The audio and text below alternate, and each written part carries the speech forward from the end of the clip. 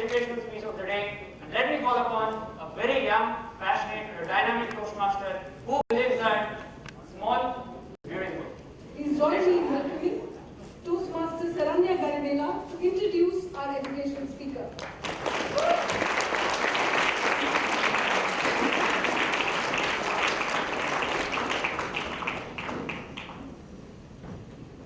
They inspire you, they entertain you, and they also make sure you end up learning a stuff even when you don't know anything about it. That's the beauty of being a teacher. Today, we are fortunate enough to have one such great teacher with us. He did his engineering from the reputed BITS Pilani and his master's and doctoral research program from IIT Madras. He began his magnificent career as an associate fellow at the National Institute of Educational Planning and Administration, New Delhi.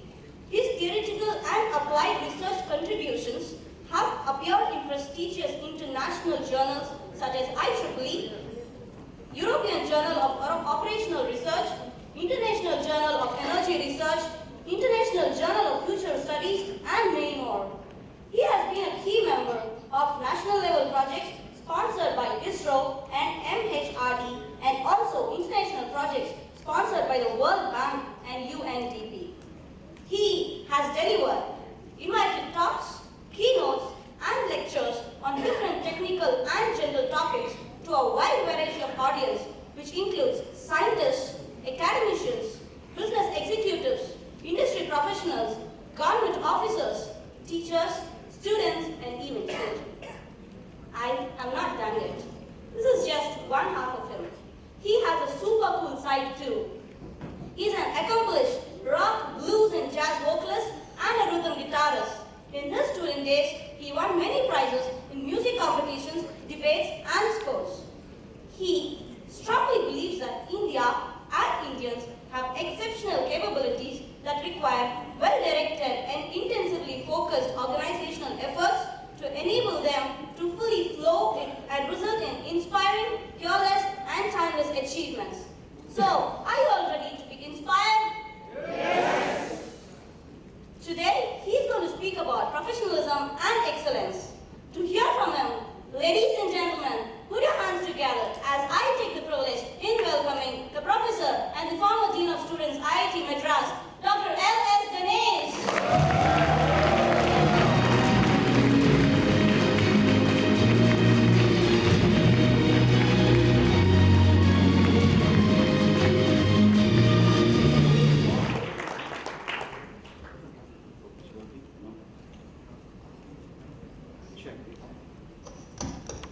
Check. Thank you. Good evening. Good evening. I didn't want to go to the stage. Let me thank the Toastmasters coming here. I think District 82. I hope I'm not wrong. Actually, I was intently listening to the talk by Ganesh, who was the winner, the world champion, and he kept repeating that people saw something but couldn't identify what it is. I actually got the answer. The answer is his mother. Because in all the three occasions, when people were seeing something in him but couldn't identify, including his wife late at night, his mother was not there actually. And that is probably the most important reason that there was something in him. I'm sure if there is something in us at all, I'm sure a lot of it goes to our mother's side. So we must thank Ganesh's mother for having brought out such a wonderful speaker.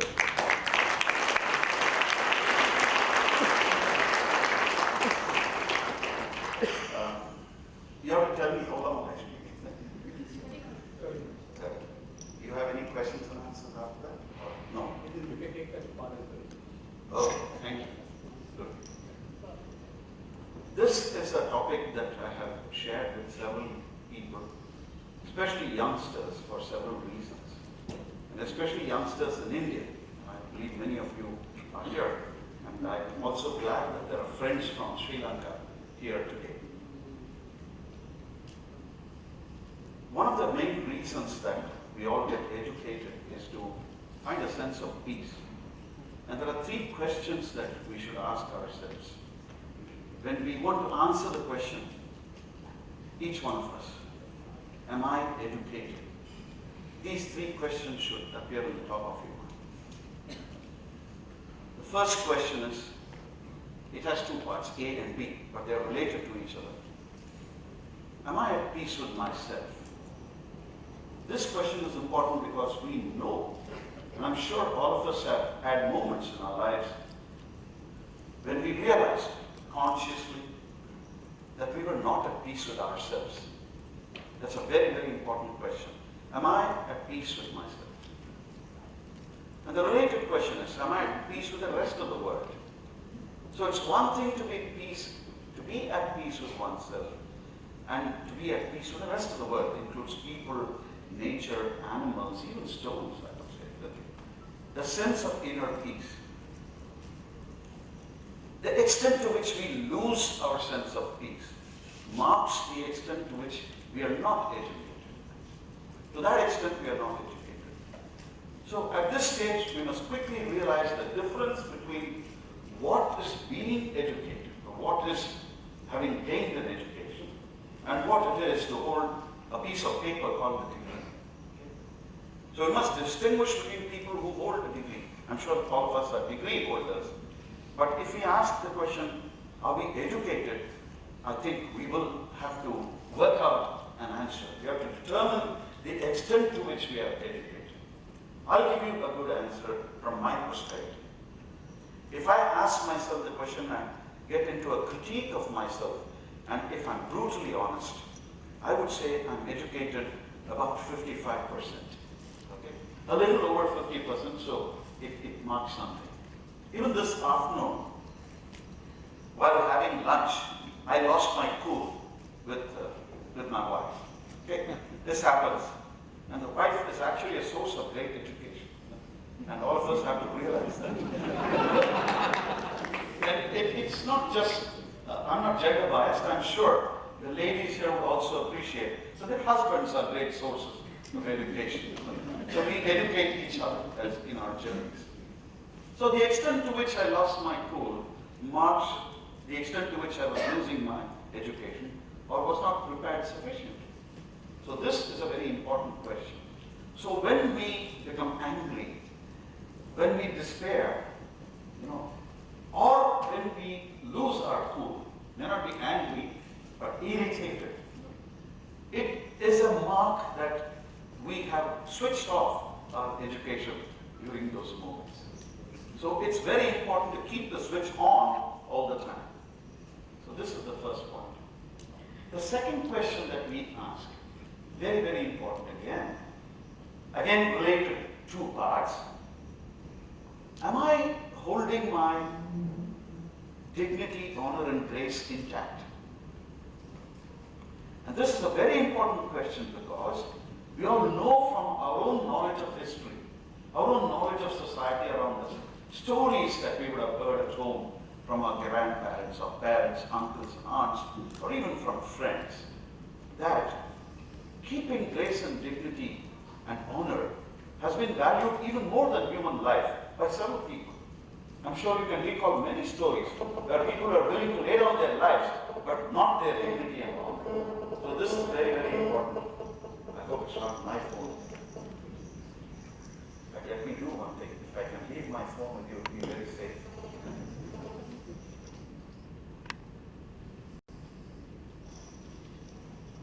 And obviously you can guess the related question. Am I helping the rest of the world keep its dignity, grace, and honor? So those are two related questions. These are very, very highly valued, human experience. The dignity and honor is experience. You feel it, you hold it. The third question, which is very important, has to do with the topic of what I'm going to deal with today: professionalism and excellence. Okay? And that is, am I struggling for fulfillment every moment of my life? Because the human pursuit of peace, pursuit of dignity and honor, pursuit of fulfillment, a feeling of fulfillment. In Tamil, there is a beautiful term for this, We say mana niraive, okay? The fullness of your spirit. Actually, mana means here you have to take it in a larger sense. The fullness of spirit that wells up in us. So are we struggling for fulfillment when we live? Now the struggle is the essence of human life.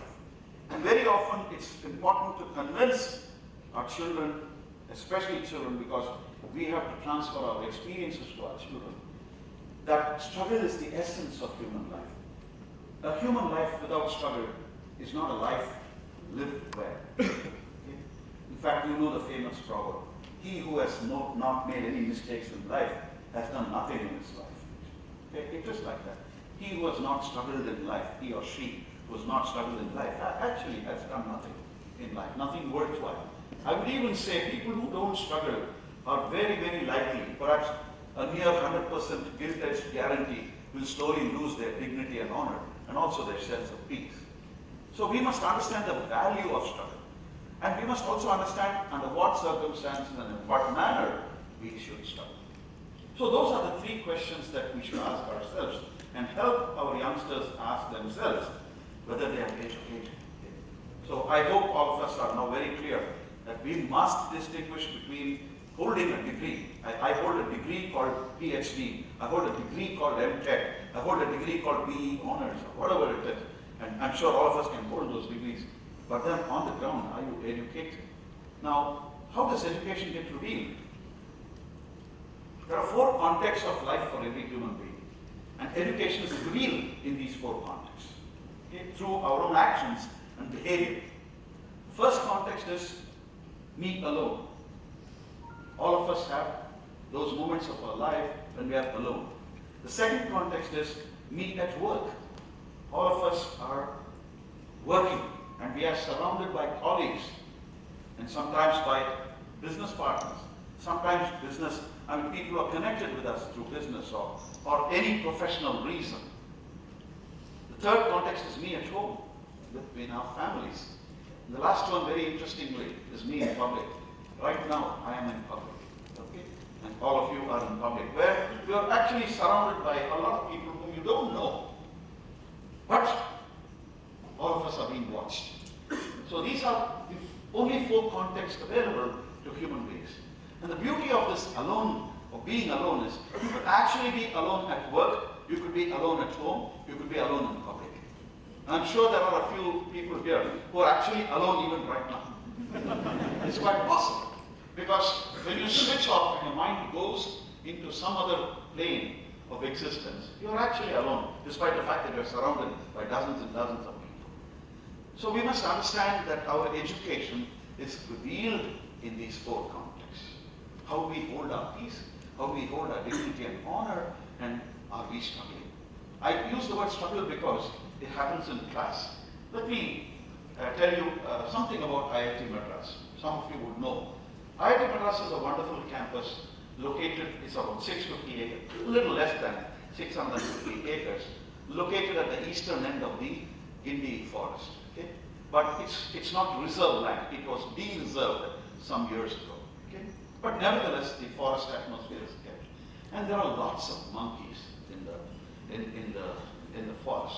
We have a lot of spotted deer, we have a lot of monkeys, we have mongoose, we have snakes, we have a whole host of butterflies and birds. It's actually a different word. It's a dream word. Who feel blessed to live in the campus. I stated this because when we talk of education, very often among our colleagues we do joke. By the way, I studied there, and if I recall what I did and now, I can share with you.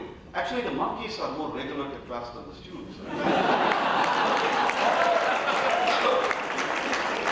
We even share this with the students because when we take class, there are a whole host of monkeys sitting in the gravel window and they are intently watching. The students are watching the monkeys, unfortunately.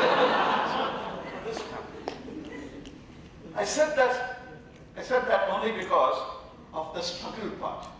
For every student, it's a struggle to focus on the class. It's a constant struggle. And sometimes, when the student is experiencing a teacher whom he or she would classify as very boring and uninteresting, the struggle intensifies, obviously. It's very, very difficult, you know. And then the struggle even becomes physical because you have to keep yourself awake. You know? So it's not just a question of concentration, but it's also a question of struggling to keep yourself awake. This is where professionalism and excellence starts. They are totally connected, completely connected with the idea of struggle. Okay? My love for the idea of excellence actually was kindled some time ago, but I would say that this real spark came during a visit I had to a place called Landour Cantonment, which is a little above Mussoorie in Uttarakhand. There is a defense laboratory there, actually, and it's also a training institute. And I had gone with my family, and I saw there on a notice board a very old piece of paper. In fact, there were spider webs on the notice board. Apparently, it had not been cleaned for some time. And by sheer chance, I looked at the paper, and it said, Article 51A, Fundamental Duties of the Citizen. This is the Constitution of India. And I want all Indian citizens here, and I would even request Sri Lankan brothers and sisters to look at this article because it goes beyond the country called India or the nation called India. It speaks of the spirit, it actually touches the human spirit. The Article 51A deals with fundamental duties of citizens of India. And it has A, B, C, D, you know, to respect the national flag, and you can easily. I would like you to go back and Google it, and I'm sure within 2-3 minutes you should be understanding what it is about. But subsection J caught my attention. It said, to be excellent in every effort. I mean, I'm not repeating the exact words, but this is the sense. To be excellent in all endeavors, all human endeavors, so that, and to be excellent individually and collectively. It's a very interesting point. To be excellent individually and collectively in all human endeavors, so that the nation constantly rises to higher levels of existence. It's a fantastic statement. And here I just wish to point out that I learned from some friends who are experts on constitutional law that the Constitution of India has something very unique connected to this, which is linked to the core idea that has sustained this land, the idea of dharma. You know, dharma is the set, among other things, connotes the set of duties that sane people, when they're adults, choose to perform. So for example, this is something which I shared with my students. I asked them the question, what's your designation? And usually many of them are above 18 when they come to IIT. At best they can be 17, at the following year they're 18. And they say, my designation is student. And I say, what's the dharma of a student? Because you've chosen to be a student. Now don't give me this nonsense that Appa told me, Amma told me. It's right, you're a student now. Right now you're a student. You can't tell me my dad pushed me into IIT, etc. It doesn't work. Because you're exerting that choice. You're exerting your free will to be a student. So I asked them, what's your dharma? They give a correct answer, to study and learn. I asked them, are you pursuing your dharma? What's the evidence that you're pursuing your dharma? Because this idea of dharma is critical, because we believe that when people pursue their dharma, it upholds them. It gives them a sense of peace. It upholds their dignity and honor. It helps them go through their struggles with dignity and honor and with a sense of peace. So, and what is interesting is our constitution, especially Article 51A, deals with fundamental duties of citizens of India. And you know the language that we use for the word duty is what's your dharma. Those of you who read the Gita would know this is exactly what happened in the mythological scene there. On the battlefield, when Arjuna says, I'm not going to fight because I see my grandfather there. I see my teacher there. I see my brothers there. Why do you want me to fight them? At that time, Krishna asked him, what's your designation? Warrior. What's the dharma? Did you choose to be a warrior or not? Yes, I chose. So what's the dharma of the warrior? To fight in war. What is this condition? War. Then go fight. So don't ask questions. So the concept of dharma became very important. Okay? This is where we are. And our constitution says fundamental duties. So ladies and gentlemen, the Indian Constitution, Article 51 states, to be excellent is your fundamental duty. It's not a choice. That you're born in India is a genetic accident. That's a different one. You can't do a damn about it, can you? Okay, you're born, but once you're born and you grow in this country, to be excellent is your fundamental duty.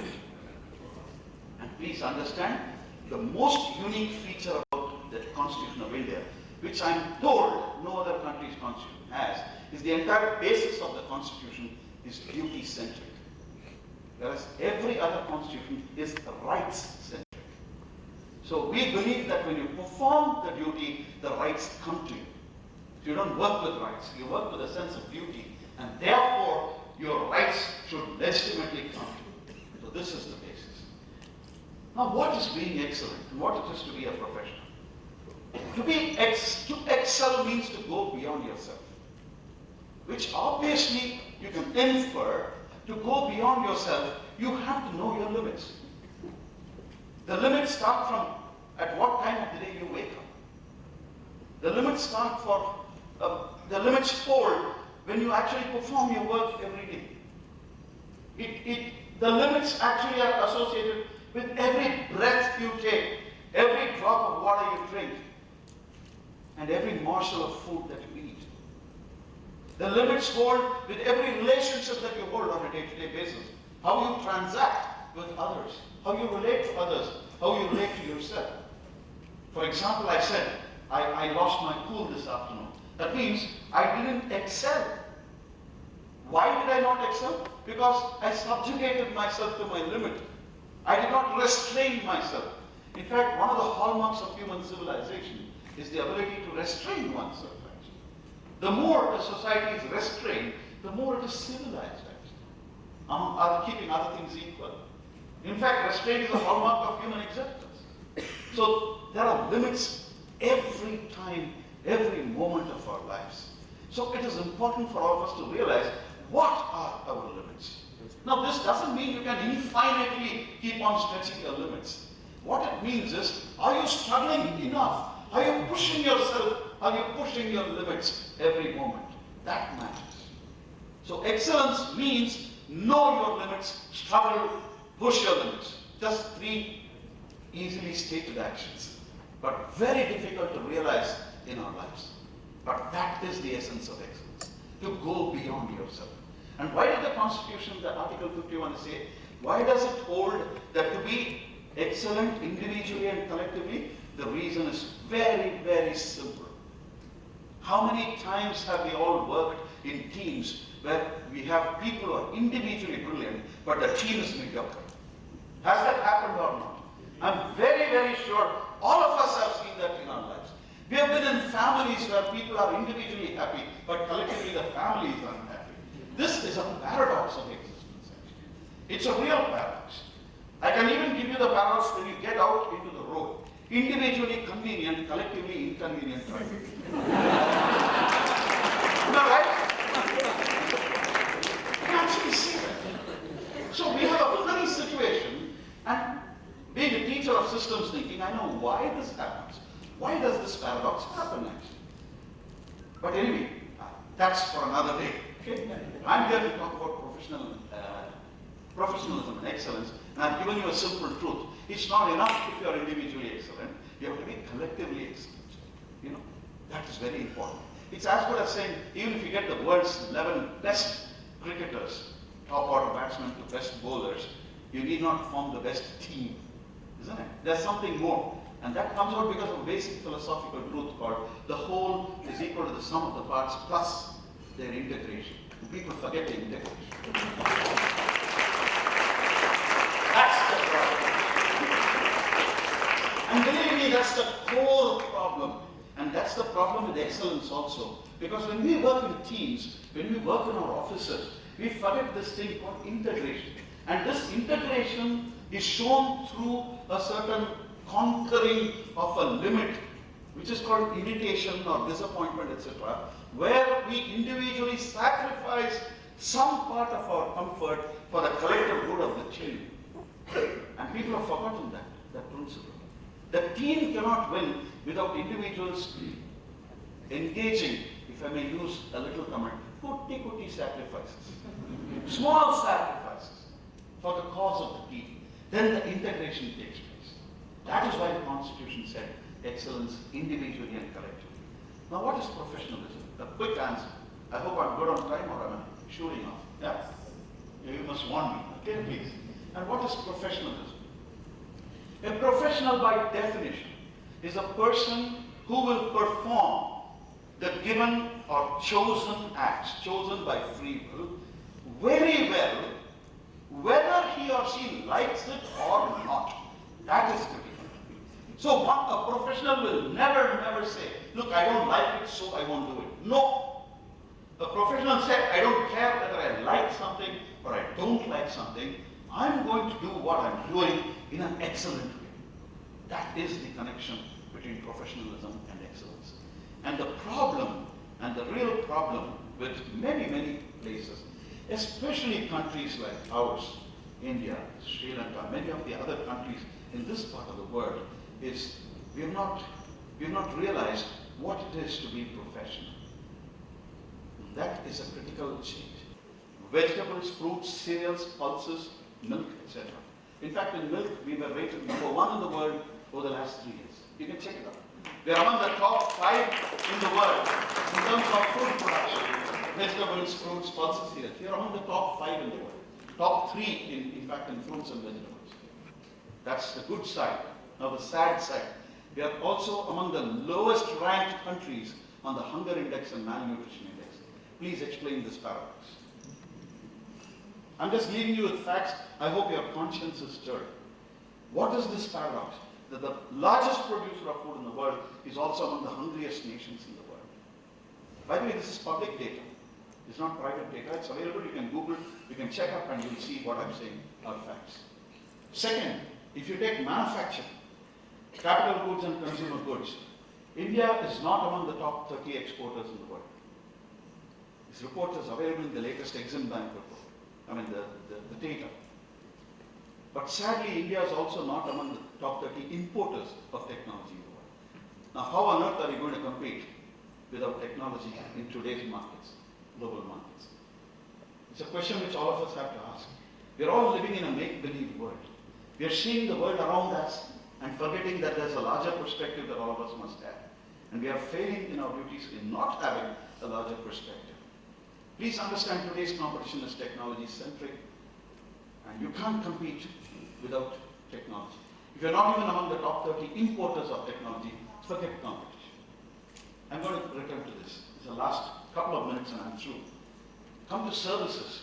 Even in the information technology and information technology-enabled services, the tertiary sector of the economy, I said IT and ITS because I'm not going to talk about healthcare, education, tourism, communication, transportation, banking, financial services, etc. I took IT and ITS because all of us pride that India is a superstar in IT and ITS. It took a very great man called Professor C.K. Prahalad, who's no more, who pointed out that even at the heights of our competitive abilities, at least our perceived, self-perceived competitive abilities, India's share in global trade of IT and ITES. In fact, yesterday I had a presentation by my students. The latest figures, 2013 figures, show something. We have less than 5% of global share in trade in IT and ITS, and we call ourselves superstars. I'm sorry, ladies and gentlemen. I think we have to develop another quality called a sense of shame. When Professor Prahalad pointed out our share in global trade of IT and ITS was less than 2%, and we were talking, and we were putting up our collars. I think we have to understand reality, ladies and gentlemen, and if we really want to put the flag of the country high and enable some development in this region, it can come only through professionalism and excellence. And I've given you a quick idea what it is. Good evening and thank you very much.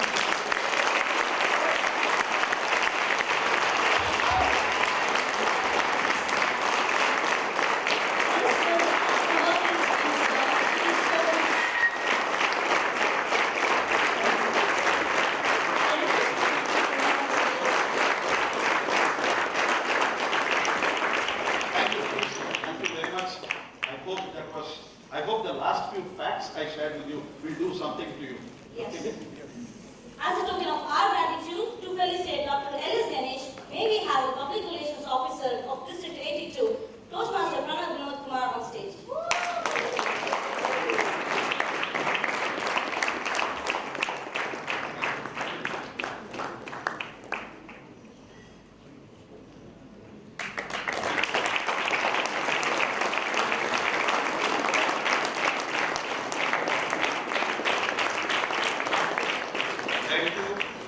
And remember your mothers.